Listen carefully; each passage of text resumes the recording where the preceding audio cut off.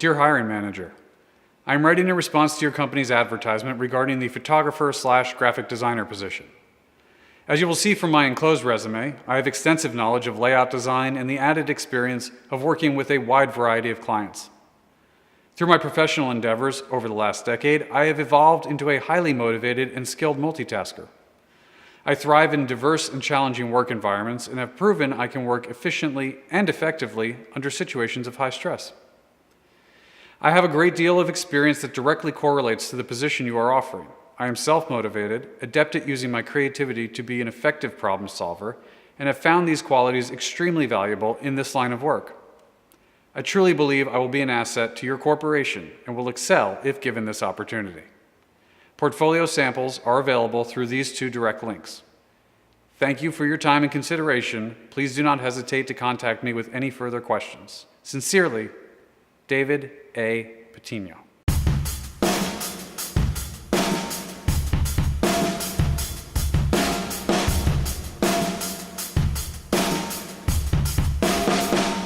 So that email was sent on September 16th, 2008 at 9:07 a.m. In response to a Craigslist ad I had just read that morning. That email and subsequent interviews somehow landed me my first full-time job as a photographer, shooting bar and bat mitzvahs, and some weddings, and some portraits, and a few other random things. I had way more experience in layout and design at that point, but I still consider myself a photographer. Photographer. It's cooler if you say it that way. And I claimed that I knew what I was doing, because I believed it. After all, I'd been taking pictures of my friends and family and the neighborhood cat and lots of pretty leaves in the woods. You know, I knew my shit. I think I had something like 12 or 14 photos in my portfolio at that point. They were all pictures of my friends, which is totally fine because you got to start somewhere. But I remember the guy in front of me at the interview. That guy had a book. Not like one of those slide-in portfolio attaché, like a frickin' book. He had like a 150-page book bound. At that moment, I thought, I have no business in being here. But I went in, I did the interview, showed my stupid pictures, and thank God she took a chance on me and gave me that job.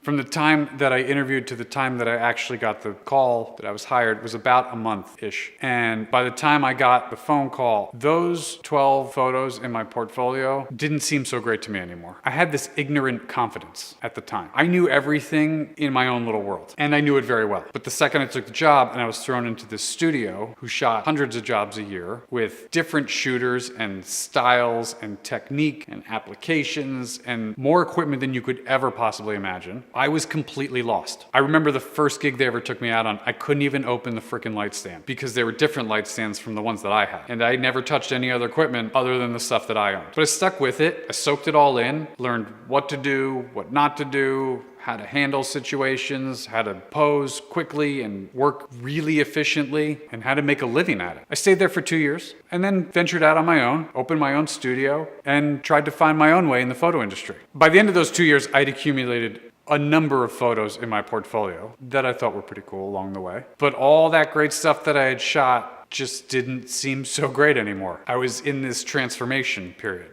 or I was starting this transformation period, because it's been going on for about 8 years now. Since branching out on my own, I've shot everything from weddings and events to family portraits to product of all shapes and sizes. Architecture and real estate, yes, they're different. Corporate grip and grins, and pretty much anything that paid. But I've never done it all at once. I always thought and I always tried to hone on a specific or a couple of specific sets of photography at any one time. I go through these periods where I'd stop doing one thing and start doing another, and I'd revamp my whole website, focus on those things. I'd hide all the rest of it. And I've done that like every year for the last 8 years. So now 10 years in on the photo industry as a working professional, if you will. And this is the first time ever that I find myself being wildly focused on where I want to be and what exactly I want to be shooting. And more importantly, not afraid to say it. Who knows where the hell I'll be in another 10 years? I have no idea. Like all photographers and creative people, when I look back and cringe on older work, and I do mean cringe, I'm starting to realize that that cringe wasn't necessarily because the photos were so bad. Okay, they were that bad. But cutting myself some slack on it, because it's not that I was a bad photographer at the time. It's just that I know so much more now. I did the best with all of the knowledge and equipment that I had at that moment. And as time goes on, I gather more knowledge and experience. In another year or two, I'll probably look back on the stuff I shot yesterday and cringe at that. I hope I do, because if I don't, then that just means I'm stuck doing the same thing. And I don't ever want to be stuck again. So don't get too comfortable, because comfort kills creativity. You just start floating through every day doing the same thing,